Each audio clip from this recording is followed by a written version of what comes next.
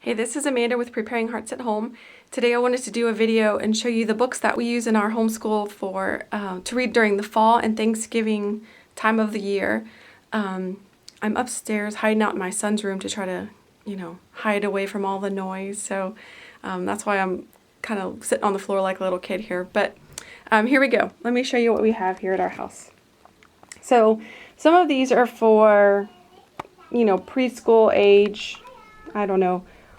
Some of them are like regular picture books, and then some, as you can see here in a minute, are, read alouds or for a little bit older kids. But one of our favorites here is The Pumpkin Patch Parable by Liz Curtis Higgs, and obviously this is a pretty popular book. It's a picture book, and it's got scripture reference in it, and just tells the story about a pumpkin and how, all the dirty, yucky stuff gets pulled out, and then it turns into a smile and makes people happy. And it's just a parable about how God does the same thing in our lives. He takes out the yucky, the sin, and then he replaces it with joy once we become a Christian. But anyway, the next one here, this one I found years ago at a used bookstore, Into the Woods, Who's Been Here, by Lindsay Barrett George. And it is one of our favorites. I guess you probably can find it on Amazon, but like I said, I bought it used at a bookstore when we used to live down in Florida.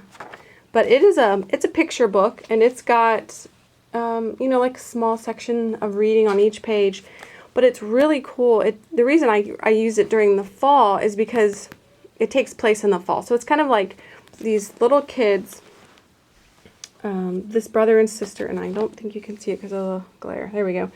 This brother and sister, they're pretty much going out on like a nature walk through the woods during the fall, and they take their dog with them, and each page gives like a little clue and then asks who's been there. So like on this first page they see this nest, and so they're supposed to figure out who's been there, and then the next page it answers who it was, a northern oriole. And so each page is the same way. It like gives a little clue, and it has a picture, but we really like it because of the artwork. It's beautiful, and it's just a little nature study basically, or a little nature walk. And it's picture book length, so it's a really pretty quick read, and all of my kids like it a lot. My oldest is 7.5, and then our youngest just turned 1, but pretty much all of them like it, except for maybe the baby. But anyway, so the next one, which this one would be definitely a Thanksgiving book and not just a fall book, Cranberry Thanksgiving by, I guess it's pronounced Wendy, but I'm not sure, Wendy and Harry Devlin. This one is pretty well known too, I think, and this takes place during Thanksgiving with this little girl and her grandmother, and it's a cute little story about a recipe that they have, and it's like a secret recipe, and one of the guests that comes to their house for Thanksgiving, he's trying to steal it, but it's like a little mystery, and it's got some humor in it, but the kids like it. It's a sweet story. So that's another one. And then we read, like I said, we don't necessarily read all of these books every single year, but I guess we probably get to most of them, actually. I'm not sure. But anyway, so far we've gotten to maybe half of them, and maybe next week for Thanksgiving we'll finish the rest. But this one is Over the River and Through the Woods, and by Lydia Maria Child, and it is the very popular Over the River and Through the Woods, to Grandmother's House We Go. It's the poem. It's poem in like picture book form. And this is another one where I found at a thrift store years ago. But I love it. I love the artwork, the pictures and on each page. I think it's beautiful. My kids really like it too. And since it's written in rhyme, and if you know like the tune of the song, you can just sing it, I guess, if you wanted to. But it's really sweet. And the pictures are nice. And it also does have the music here on the last page. But That's one. So that's the poem. And growing up, I always thought that that was a Christmas poem. And I didn't realize that it was a Thanksgiving. They were heading to their grandma's house for Thanksgiving. I didn't know that till I got that book. Okay. So the next one we have is A Pioneer Thanksgiving by Barbara Greenwood. Now these these are pretty. This is part of a, I don't know if it's a series or whatnot, but Barbara Greenwood has written several books that follow the same pioneer family. Excuse me. There's this Thanksgiving one, and there's a Christmas one, and then there's the Pioneer Sampler, and she's written a few others as well. I think there's like a Underground Railroad book about that, and the Gold Rush. But they are great. I love these books as well because they're pretty, you know, they're bigger than just a read aloud. They'll take you maybe a few sittings to get through it. But the artwork is great and the story's great. And it also includes, like, look at that picture. It's so pretty. It also includes recipes and crafts, like instructions to do crafts, like making, this one here is making a corn doll. Excuse me. And then like this one here is making bread. So it's neat. It's a really,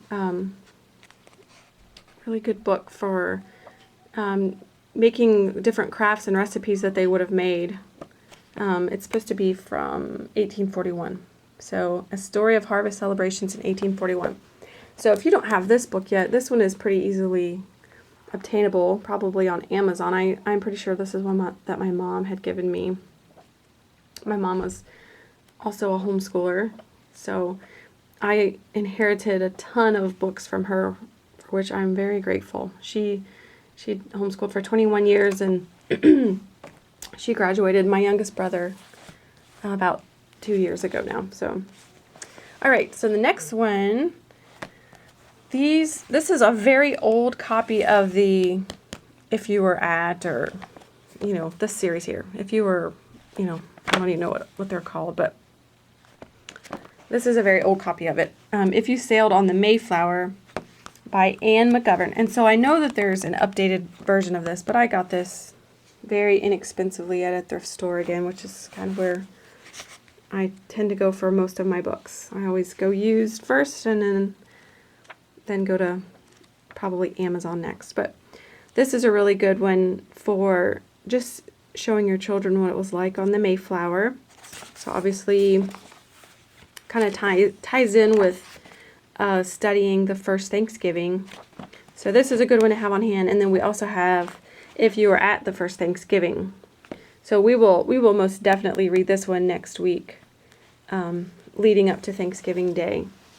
Because at our house, I don't know, I try to establish new tradition at my house. I know a lot of families, I don't know, Thanksgiving is kind of just like another football day. Like everybody comes together and you chit-chat and then you sit and watch football. And my husband and I we would really like it to be more, you know, about what that day is for, is giving thanks to the Lord for the blessings that we have and His provision for us in our lives. And so I really want to focus on that and teaching my children what the first Thanksgiving's about, and just trying to teach them to be thankful and grateful in their lives. But this one has also, you know, really good artwork as well, and tells the story of the Pilgrims again, and how they ended up with having their first Thanksgiving feast with the Indians. And then here's another one that I got from my mom, and it is a really sweet story. It's very sad, but it's very sweet. It's called Three Young Pilgrims by Cheryl Harness. And this is I don't know if you would consider it a picture book. It's a little bit lengthier. Each page has a little bit more information on it and text on it. But this is a really cool book. It also tells the story of the Pilgrims, and it tells it from the vantage point of these three young children, Mary, Remember, and Bartholomew. And it's since it's from the children's point of view, it's very interesting for the kids. And my kids, when we have read it, they have really liked it a lot. And also, it's got very pretty artwork in it as well. It's got pictures like where the Pilgrims landed up in Massachusetts, and gives like a lot of extra information. It's more than just a picture book. It's got a lot more text and a lot more information than that. And then here in the very back, which is really neat too, it gives information about the different Indian tribes that lived in the area. And like right here, it tells you about Squanto and Samoset, Massasoit. So some of the, familiar Indians that you hear about when you're learning about the Pilgrims and the first Thanksgiving and such. So this is another really good one that is both informative and it's really engaging for young children, and probably even, middle elementary age, I would say. It's got very pretty artwork, like I said. But so that's another one that would be probably more Thanksgiving Pilgrim. So like Pilgrim themed then, and not just fall, but Pilgrim and Thanksgiving themed. And so here are a few others that are definitely Pilgrim themed. Samuel Eaton's Day, A Day in the Life of a Pilgrim Boy by Kate Waters. And Sarah Morton's Day, A Day in the Life of a Pilgrim Girl, also by Kate Waters. And these are really interesting books too. It's obviously real photography, not artwork, like picture or drawn artwork, but it tells you what it would have been like to be a child or just anybody living on Plymouth or in Plymouth Plantation. And so it's got really neat, it's got pictures throughout, and it tells about what life would have been like for them. And I am just having a time trying to get away from this glare. So I don't even know if you can see this. But anyway, this is another really good book. So this one's about a girl's life. And one thing I do remember about this book when we read it last year is how many layers of clothing it talked about she would put on each day. There it is. And it gives step-by-step illustrations of and the names of each of the garments that they would have worn back then. So it's very interesting, very educational. And then this is the one about the little boy. And it's along the same lines. It has photography. It just shows what it would have been like for a young boy living during that time. So these are really good for learning about the Pilgrims and the first Thanksgiving here. And then these are more Thanksgiving and just some picture books, I guess, about fall. And so the last one is Squanto, Friends of the Pilgrims by Clyde Robert Bula. And we are reading this right now as a read aloud. And it's holding the attention of, I would say, from my 4-year-old up to my 7.5-year-old. They're loving it. And so we've got a couple chapters left and we'll be finished. But this would be another one that I would recommend. And this is another book that you can find really inexpensively at thrift stores or used at Amazon. But anyway, so this is our family's fall / Thanksgiving reading books. So let me flip this around. Anyway, I hope you enjoyed this video, and if you have any other books that your family reads during fall and Thanksgiving, just leave that in the comments. And I hope everybody does have a blessed Thanksgiving day and enjoy spending time with your family and maybe your friends. And just remember what it's for. Just remember about giving thanks to the Lord. But I will see you all next time around. Take care.